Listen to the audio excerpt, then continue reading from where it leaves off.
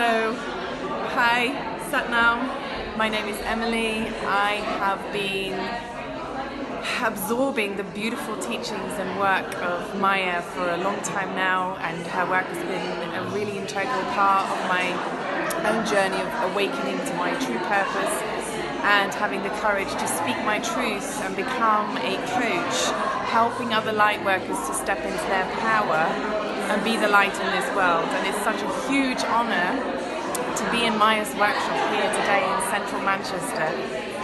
Maya is my Kundalini teacher's teacher, Beth Morgan, and this event is just extraordinary.